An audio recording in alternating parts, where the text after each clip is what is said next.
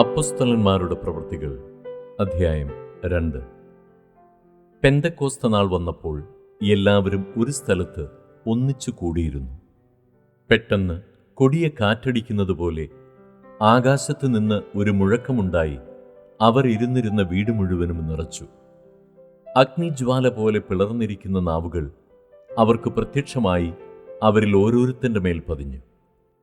എല്ലാവരും പരിശുദ്ധാത്മാവ് നിറഞ്ഞവരായി ആത്മാവ് അവർക്ക് ഉച്ചരിപ്പാൻ നൽകിയതുപോലെ അന്യഭാഷകളിൽ സംസാരിച്ചു തുടങ്ങി. അന്ന് ആകാശത്തിൻ കീഴുള്ള സകല ജാതികളിൽ നിന്നും യെരൂശലേമിൽ വന്ന് പാർക്കുന്ന യഹൂദന്മാരായ ഭക്തിയുള്ള പുരുഷന്മാർ ഉണ്ടായിരുന്നു. ഈ മുഴക്കമുണ്ടായപ്പോൾ പുരുഷാരം വന്നുകൂടി. ഓരോരുത്തൻ താന്താൻ്റെ ഭാഷയിൽ അവർ സംസാരിക്കുന്നത് കേട്ട് അമ്പരന്നുപോയി. എല്ലാവരും ഭ്രമിച്ച് ആശ്ചര്യപ്പെട്ടു. ഈ സംസാരിക്കുന്നവരെല്ലാം ഗലീലക്കാർ അല്ലയോ? പിന്നെ നാം ഓരോരുത്തൻ ജനിച്ച നമ്മുടെ സ്വന്തം ഭാഷയിൽ അവർ സംസാരിച്ചു കേൾക്കുന്നത് എങ്ങനെ?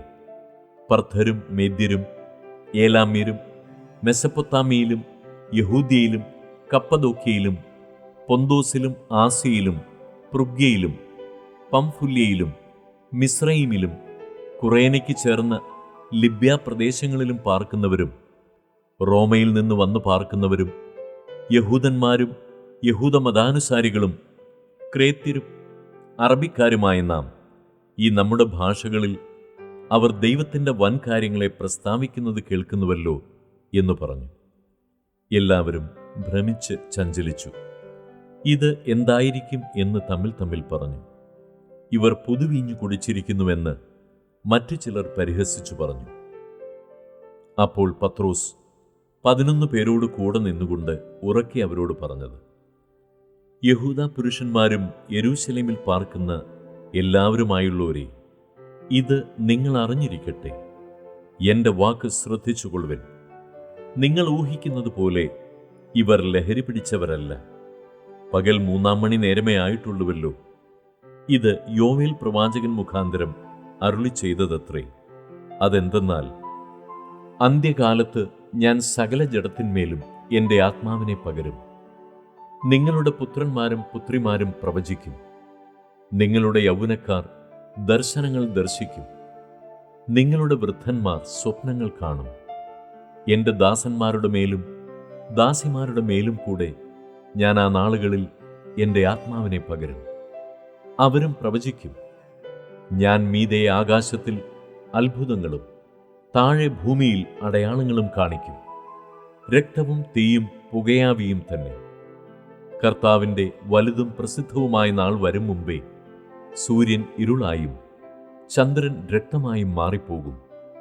എന്നാൽ കർത്താവിൻ്റെ നാമം വിളിച്ചപേക്ഷിക്കുന്നവൻ ഏവനും രക്ഷിക്കപ്പെടും എന്ന് ദൈവം അരുളി ചെയ്യുന്നു. ഇസ്രായേൽ പുരുഷന്മാരെ, ഈ വചനം കേട്ടുകൊള്ളുവിൻ.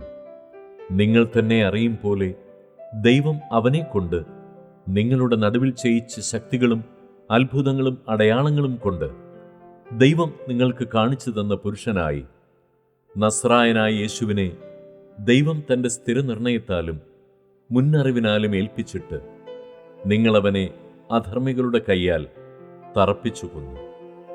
ദൈവമോ മരണപാശങ്ങളെ അഴിച്ചിട്ട് അവനെ ഉയർത്തെഴുന്നേൽപ്പിച്ചു. മരണം അവനെ പിടിച്ചു വയ്ക്കുന്നത് അസാധ്യമായിരുന്നു. ഞാൻ കർത്താവിനെ എപ്പോഴും എൻ്റെ മുമ്പിൽ കണ്ടിരിക്കുന്നു.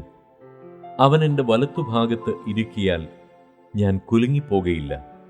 അതുകൊണ്ട് എൻ്റെ ഹൃദയം സന്തോഷിച്ചു, എൻ്റെ നാവ് ആനന്ദിച്ചു. എൻ്റെ ജഡവും പ്രത്യാശയോടെ വസിക്കും. നീ എൻ്റെ പ്രാണനെ പാതാളത്തിൽ വിടുകയില്ല. നിന്റെ പരിശുദ്ധനെ ദ്രവത്വം കാണുവാൻ സമ്മതിക്കുകയുമില്ല. നീ ജീവമാർഗങ്ങളെ എന്നോടറിയിച്ചു. നിന്റെ സന്നിധിയിൽ എന്നെ സന്തോഷപൂർണനാക്കും എന്ന് ദാവീദ് അവനെക്കുറിച്ച് പറയുന്നുവല്ലോ. സഹോദരന്മാരായ പുരുഷന്മാരെ, ഗോത്രപിതാവായ ദാവീദിനെക്കുറിച്ച് അവൻ മരിച്ച് അടക്കപ്പെട്ടു എന്ന് എനിക്ക് നിങ്ങളോട് ധൈര്യമായി പറയാം. അവൻ്റെ കല്ലറ ഇന്നുവരെ നമ്മുടെ ഇടയിലുണ്ടല്ലോ. എന്നാൽ അവൻ പ്രവാചകനാകിയാൽ ദൈവം അവൻ്റെ കടിപ്രദേശത്തിൻ്റെ ഫലത്തിൽ നിന്ന് ഒരുത്തനെ അവന്റെ സിംഹാസനത്തിൽ ഇരുത്തുമെന്ന് തന്നോട് സത്യം ചെയ്ത് ഉറപ്പിച്ചു എന്നറിഞ്ഞിട്ട് അവനെ പാതാളത്തിൽ വിട്ടുകളഞ്ഞില്ല. അവന്റെ ജഡം ദ്രവത്വം കണ്ടതുമില്ല എന്ന് ക്രിസ്തുവിന്റെ പുനരുദ്ധാനം മുമ്പുകൂട്ടി കണ്ട് പ്രസ്താവിച്ചു. ഈ യേശുവിനെ ദൈവം ഉയർത്തെഴുന്നേൽപ്പിച്ചു. അതിന് ഞങ്ങളെല്ലാവരും സാക്ഷികളാകുന്നു. അവൻ ദൈവത്തിൻ്റെ വലഭാഗത്തേക്ക് ആരോഹണം ചെയ്ത് പരിശുദ്ധാത്മാവ് എന്ന വാഗ്ദത്തം പിതാവിനോട് വാങ്ങി നിങ്ങളീ കാണുകയും കേൾക്കുകയും ചെയ്യുന്നത് പകർന്നു തന്നു. ദാവീദ് സ്വർഗാരോഹണം ചെയ്തില്ലല്ലോ, എന്നാൽ അവൻ, ഞാൻ നിന്റെ ശത്രുക്കളെ നിന്റെ പാദപീഠമാക്കുവോളം നീ എൻ്റെ വലത്തുഭാഗത്ത് ഇരിക്ക എന്ന് കർത്താവ് എൻ്റെ കർത്താവിനോട് അരുളി ചെയ്തു എന്ന് പറയുന്നു. ആകയാൽ നിങ്ങൾ ക്രൂശിച്ച ഈ യേശുവിനെ തന്നെ ദൈവം കർത്താവും ക്രിസ്തുവുമാക്കി വെച്ചു എന്ന് ഇസ്രായേൽ ഗൃഹമൊക്കെയും നിശ്ചയമായി അറിഞ്ഞുകൊള്ളട്ടെ. ഇത് കേട്ടിട്ട് അവർ ഹൃദയത്തിൽ കുത്തുകൊണ്ട് പത്രോസിനോടും ശേഷം അപ്പസ്തോലന്മാരോടും, സഹോദരന്മാരായ പുരുഷന്മാരെ, ഞങ്ങൾ എന്തു ചെയ്യേണ്ടു എന്ന് ചോദിച്ചു. പത്രോസ് അവരോട്, നിങ്ങൾ മാനസാന്തരപ്പെട്ട് നിങ്ങളുടെ പാപങ്ങളുടെ മോചനത്തിനായി ഓരോരുത്തൻ യേശുക്രിസ്തുവിൻ്റെ നാമത്തിൽ സ്നാനമേൽപ്പിൻ. എന്നാൽ പരിശുദ്ധാത്മാവ് എന്ന ദാനം ലഭിക്കും. വാഗ്ദത്തം നിങ്ങൾക്കും നിങ്ങളുടെ മക്കൾക്കും നമ്മുടെ ദൈവമായ കർത്താവ് വിളിച്ചു വരുത്തുന്ന ദൂരസ്ഥന്മാരായ ഏവർക്കുമുള്ളതല്ലോ എന്ന് പറഞ്ഞു. മറ്റു പല വാക്കുകളാലും അവൻ സാക്ഷ്യം പറഞ്ഞ് അവരെ പ്രബോധിപ്പിച്ചു. ഈ വക്രതയുള്ള തലമുറയിൽ നിന്ന് രക്ഷിക്കപ്പെടുവിൻ എന്ന് പറഞ്ഞു. അവന്റെ വാക്ക് കൈക്കൊണ്ടവർ സ്നാനമേറ്റു. അന്ന് 3000-ഓളം പേർ അവരോട് ചേർന്നു. അവർ അപ്പോസ്തലന്മാരുടെ ഉപദേശം കേട്ടും കൂട്ടായ്മ ആചരിച്ചും അപ്പം നുറുക്കിയും പ്രാർത്ഥന കഴിച്ചും പോന്നു. എല്ലാവർക്കും ഭയമായി. അപ്പോസ്തലന്മാരാൽ ഏറിയ അത്ഭുതങ്ങളും അടയാളങ്ങളും നടന്നു. വിശ്വസിച്ചവരെല്ലാവരും ഒരുമിച്ചിരുന്ന് സകലവും പൊതുവക എന്നെണ്ണുകയും ജന്മഭൂമികളും വസ്തുക്കളും വിറ്റ് അവനവന് ആവശ്യമുള്ളതുപോലെ എല്ലാവർക്കും പങ്കിടുകയും ഒരുമനപ്പെട്ട് ദിനം പ്രതി ദൈവാലയത്തിൽ കൂടിവരികയും വീട്ടിൽ അപ്പം നുറുക്കിക്കൊണ്ട് ഉല്ലാസവും ഹൃദയ പരമാർത്ഥതയും പൂണ്ട് ഭക്ഷണം കഴിക്കുകയും ദൈവത്തെ സ്തുതിക്കുകയും സകല ജനത്തിൻ്റെയും കൃപ അനുഭവിക്കുകയും ചെയ്തു.